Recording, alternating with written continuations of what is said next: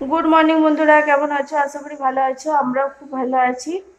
আমি এদিকে রান্না বসাবো। মানে এমনি মোটামুটি সব রান্নাই হয়ে গেছে।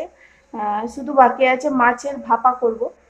সেই মাছের ভাপার রেসিপিটা আমি আপনাদের সাথে শেয়ার করব, কারণ এই মাছের ভাপার রেসিপির খুব এখন ডিমান্ড হয়ে গেছে। আমার মেয়ে, আমার হাজবেন্ড, সবাই, আমি, সবাই খেতে খুব ভালো লাগছে। তার জন্য আপনাদের সাথে শেয়ার করব। চলো, কাঁচা মাছ 3 পিস নেবো না 2.5 পিস নেবো। আমার মেয়ের ফেভারিট এই মাছটা। এইভাবে আমি রান্না করি বলে ওর খেতে খুব ভালো লাগে। আর 1 পিস নেব। আর এখানে দেব চামচ, এখানে দেব হচ্ছে সর্ষে আর লঙ্কা বাটা। এখানে নেব হচ্ছে 2 চামচ, 2 চামচ আর একটুখানি নেব। আর নিয়েছি নুন আর হলুদ দিয়ে ভালো করে মাছটার সাথে এগুলো মাখিয়ে নেব। ভালো করে ম্যারিনেট করে রাখবো। ম্যারিনেট করে রেখে দিতে পারলে বেশ ভালো হয়।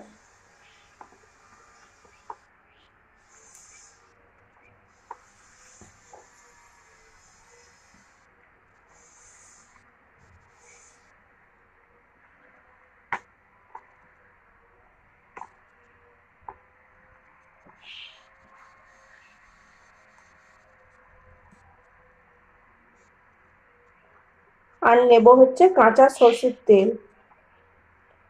দাঁড়া, দিয়ে দিই।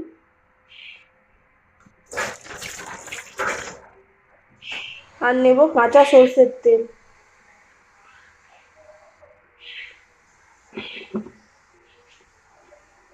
দিয়ে ভালো করে আবার ম্যারিনেট করে নেব।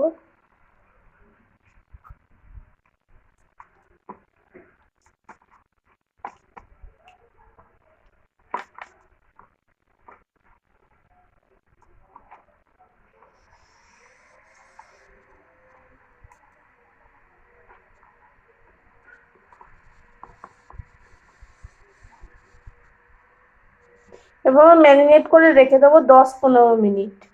হালকা করে কালো জিরে আর একটু কাঁচা লঙ্কা দিয়ে এভাবে ম্যারিনেট করে রেখে দেবো 10-15 মিনিট। 15-20 মিনিট পর আবার চলে এলাম। এই যে এক এক করে মাছগুলো টিফিন বক্সে নিয়ে নেবো।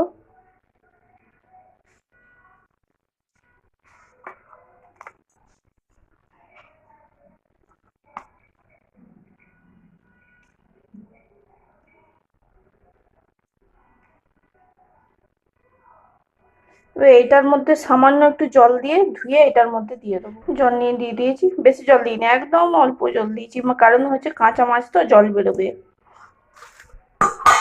এরপরে চাপা দিয়ে দেবো, ব্যাস। এরপরে গ্যাস জ্বেলে দিয়েছি, জল একটু গরম হয়ে গেছে। এবার এটা দিয়ে দেবো, বসিয়ে গ্যাস চাপা দিয়ে দেবো।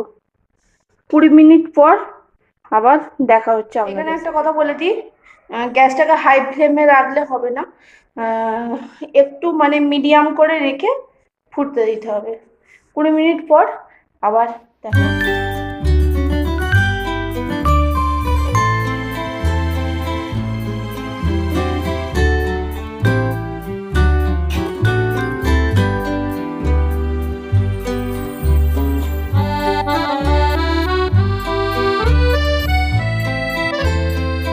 গোছানো মোটামুটি কমপ্লিট হয়ে গেছে।